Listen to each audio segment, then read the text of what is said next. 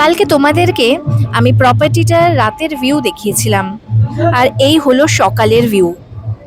বেলে পাথরের ওপরে যখন সোনালি রোদটা পড়ছে, এটাও কিন্তু সোনার কেল্লার মতোই লাগছে। আজকের দিনটা আমাদের একটা স্পেশাল দিন, আজকে আমাদের ফার্স্ট অ্যানিভার্সারি। আর আজকে আমরা এখান থেকে চেক আউট করে চলে যাব সাম ভিলেজে। ওখানে স্যান্ড ডিউনস আছে, আর বিকেলে আমাদের অ্যাক্টিভিটিস আছে।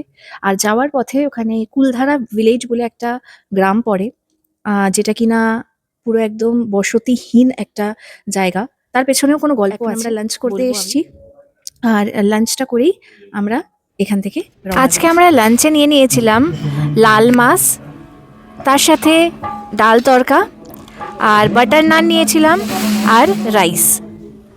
আমরা এখন এসে পড়েছি কুলধারা ভিলেজে, যেটা হলো গিয়ে রাজস্থানের জয়সলমেরের একটা পরিত্যক্ত গ্রাম। যে একসময় এখানে যে মন্ত্রী ছিলেন খুব অত্যাচারী, আর গ্রামের প্রধানের মেয়েকে বিয়ে করতে চায় সে। তো গ্রামবাসীরা সেটার অসম্মতি জানায়।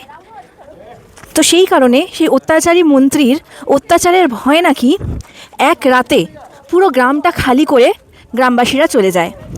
আর এটাও তারা অভিশাপ দিয়ে যায় যে এখানে কেউ বসতি গড়ে তুলতে পারবে না। তো তারপর থেকে এটা একটা পরিত্যক্ত হয়েই রয়ে গেছে।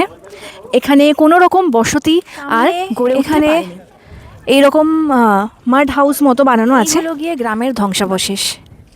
আচ্ছা, গল্প ওটা শোনা গেলেও এটার পেছনে আরেকটা কথাও বলা হয় যে এখানে নাকি জলের অভাব হতে শুরু করে।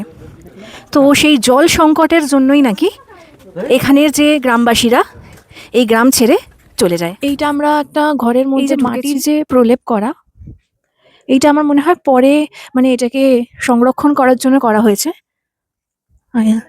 এই যে এটাও কারোর একটা ঘর ছিল, এরকম সামনেটা এরকম কোর্টইয়ার্ড মতো।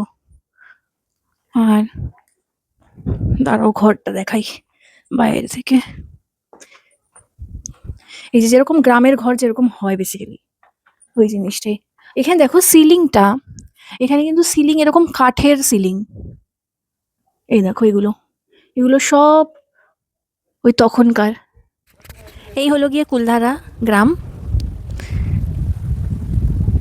এটা দেখার জন্য এগুলো হলো গিয়ে এখন করা হয়েছে।